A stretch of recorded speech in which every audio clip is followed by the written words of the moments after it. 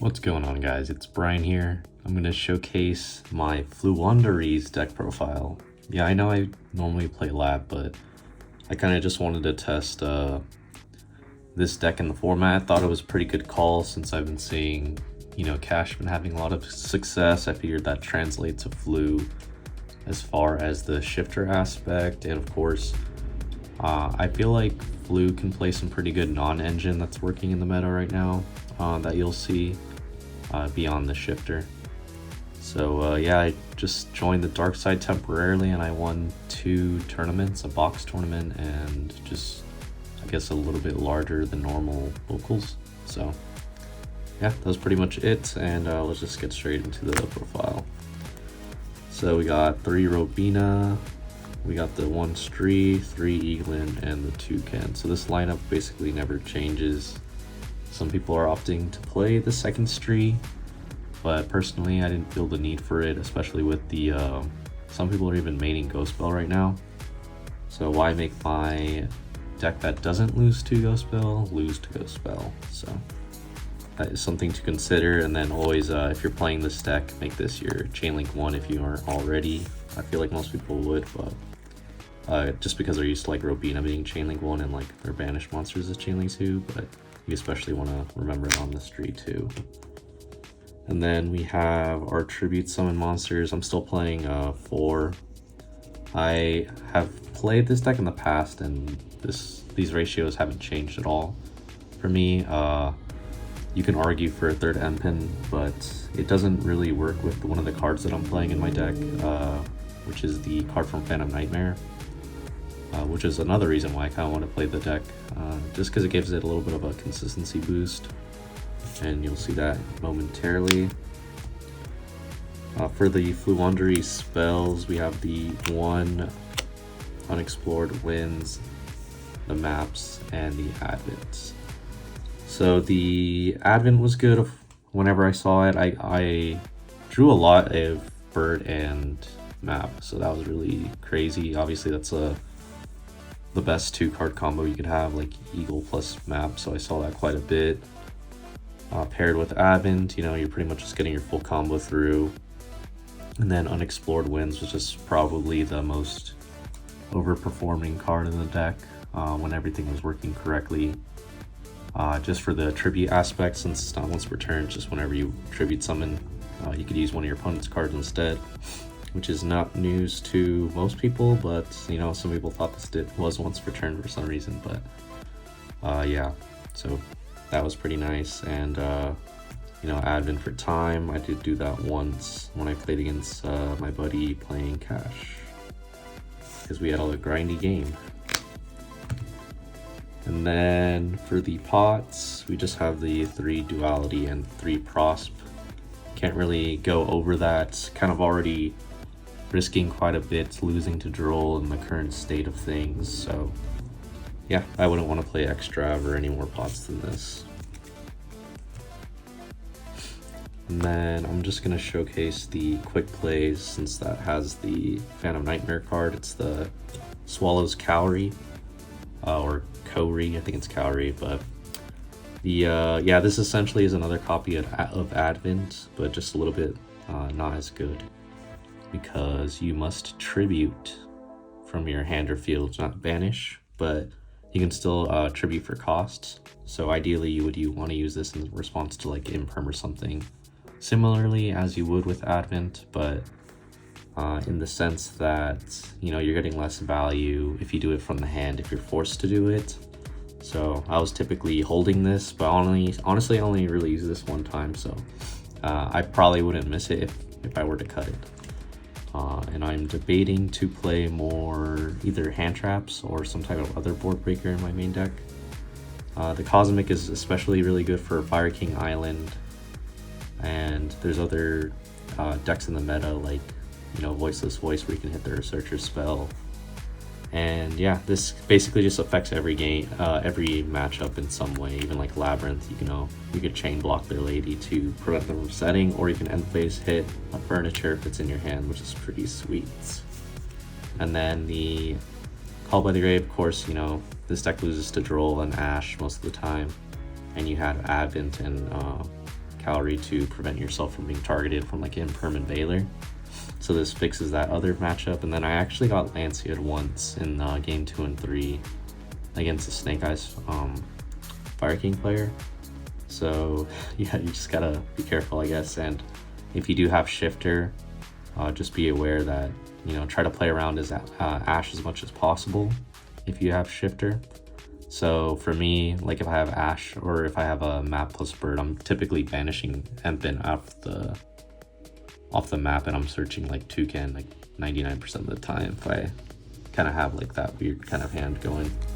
But it's been working, so I've been using that to play around Droll or just play through it in a way. I mean, it's not like 100%, but you know, with the other package that I have, it'll probably make more sense. So this is all one package I'm just going to show real quick before I wrap up with the hand traps, which there's not many. Yeah, we have the Thrust package here. So Thrust is already somewhat questionable just because of Droll, but to me it's like they kind of, if they have it, they have it. And even like Droll going first and you getting hand trapped and you have Thrust in your hand, you could always just set these two. If you have another bird in your hand, you pretty much keep playing. So it's like you never got Drolled in the first place, which is pretty nice. And then of course, if you don't have any birds and maybe have like more pots in your hand, you can just set the Feather Storm, assuming you summoned an Eaglin, but you would start your line of plays summoning an Eaglin if you have Thrust in your hand for sure. So you just have to be wary of that. The one evenly is really nice. It's pretty good against Fire Kings and it's just solid all around in this meta. I did use it against my friend playing Cash in the main deck, and I drew this. He went first and I went second. I had this and he didn't make any like exceed plays, so this kind of hurt him a lot when I hit all his interruptions basically. And then this paired with Cosmic is just very destructive. I played one Dark Ruler. In the first tourney I was playing two, but then I switched it out for the Terraforming because there was an instance where I was playing against a Dragoon and all I had was 5 birds and a Thrust in hand. And you know, obviously if he negates, I can't search map since I didn't have Terraforming in my deck at the time. So before, yeah, I was playing 2 Dark Ruler and now I'm playing 1 and 1. And I'm liking the change a little bit more. I haven't like hard drawn this, so that's fantastic since I'm not getting Drolled. And yeah, Thrust has been really good for what it's worth. Nothing like too crazy, but yeah, when I did Thrust from that Dragoon negate, I ended up like just getting the pot and going into the, hoping I can gamble into the map. So it was pretty much just trying to avoid that situation from happening again. So yeah, definitely like this lineup. And then probably the not as interesting part would be just the 3 shifter, which is obviously mandatory for the deck, but I am teching the 1 crow.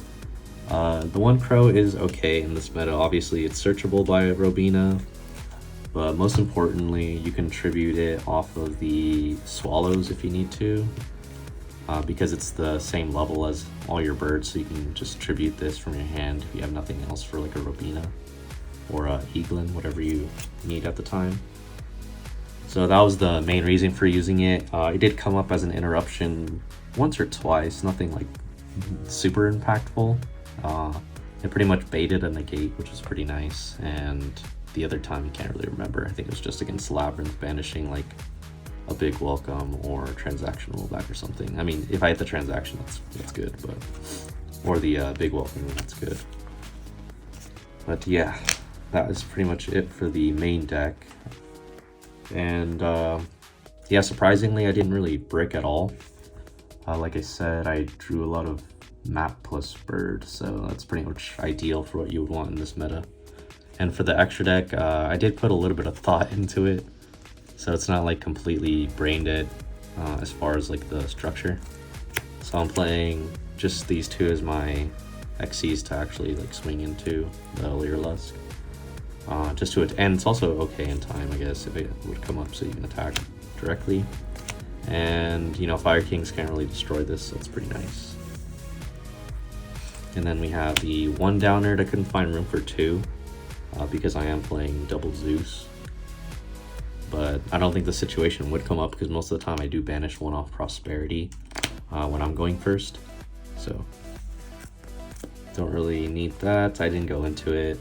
The Typhon, I was surprised I didn't go into it. It is pretty good in this deck if you open like map plus a bird or map plus 2 birds. So you can just like map summon a bird and just not use effect and just keep the other one in hand so you have it for next turn, and just use this to out of border like if you need to push for damage. That's essentially what this is for. And then for the links, I have the Link Karibo and the Anima. I actually did use this. One time I got hand trapped twice off of Snake Eyes Fire King player, got impermed and ashed, and he couldn't out my 2 monsters. So he left one on board and he played into the Anima zone, just as, you know, people thinking like I'm not going to go into the extra deck. So I went to this since I didn't top deck a bird on the following turn, and this baited out an imperm, so that was really nice. Because if I didn't summon this, then my birds just would have gotten imperm on the following turn, so I would recommend using this for sure. For the Link 2s, I have the Dark and the SP. It's just mainly to reborn your opponent's SP off of this, or their IP Masquerena or something, to make like one of the Link 4s that I'm playing. And then the SP is good because you can just summon this with like map plus a bird.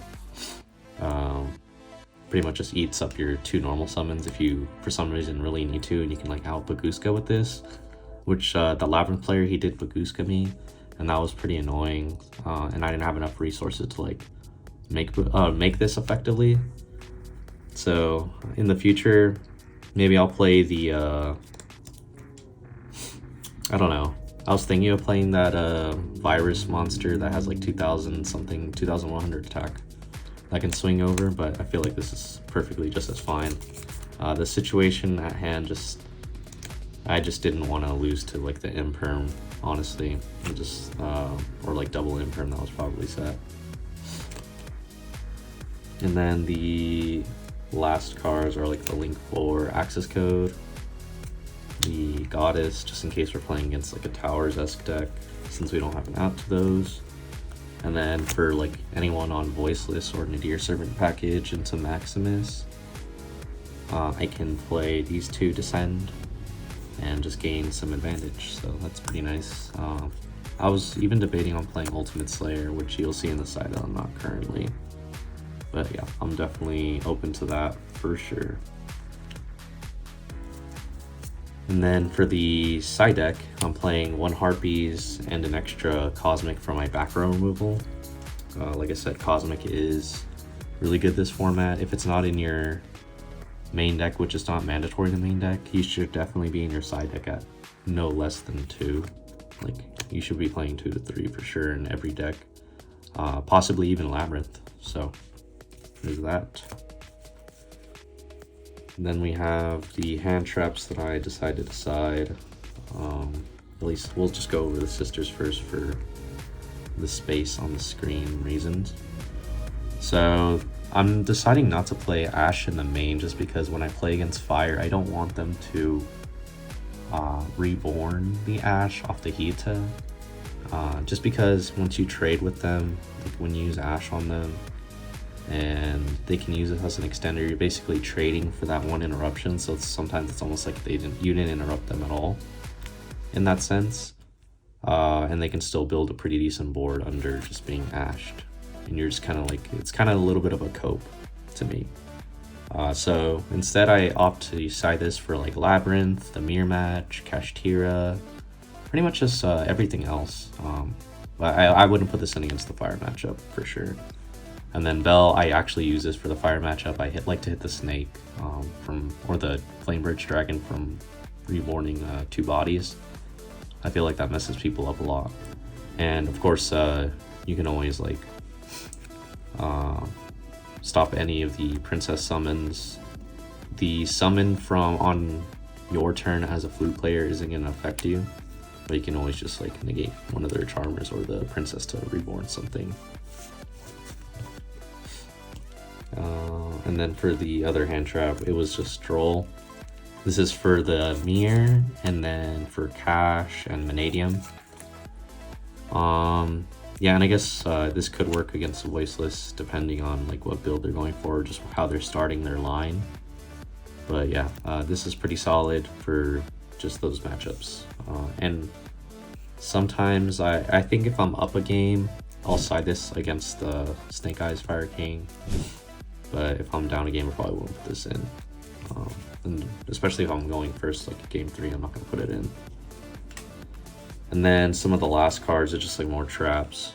The Feather Storm, which I did use quite a bit, probably like, I think I opened it in every game 3 that I played, except against my friend that was playing Cash. I just opened like an Advent combo plus like Apex Avion to protect myself from Ash, to basically gain life points in time.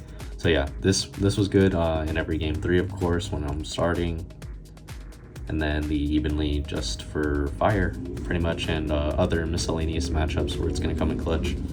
I wouldn't put this against like Lab or anything though, just because Lab like plays in your draw phase. But I think I use this against Branded, Fire, and some other and Kashtira, yeah. So yeah, that was pretty much the deck, guys. Let me know what you think about Floo's positioning in the format. I know it's not the same deck that I typically play. Like Labyrinth is probably my main deck, but for some reason I was just drawn to playing these 2 events, like this locals weekend pretty much, and it performed pretty well. So I think in the future I might even try out a couple more techs. But the deck itself is pretty promising. Like after resolving the evenly and stuff like that against fire decks, I feel like they're in a pretty bad position, and the only way they can kind of interact with you after an evenly match is Kieran pop from the hand. And that's if they, yeah, they have to Kieran pop from the hand, they have to pop one of their fires. And that would just like pop one of your cards, so you pretty much only have like one interaction in that matchup. And if you just draw Shifter, you just kind of like auto win. It's almost impossible for them to play through Shifter because they're just gonna SP pass. So that was the main idea. I have seen some people play the rank 1 bird, but even then, if they're just letting you play, I feel like you're just in a good position to win, especially because it's Shifter block Stroll. But yeah, if you guys have any comments or questions, if you want to shit talk Floo decks, go for it in the comments. Totally get it. But yeah, that's it. Don't forget to like and subscribe, and catch you on the next one. Bye.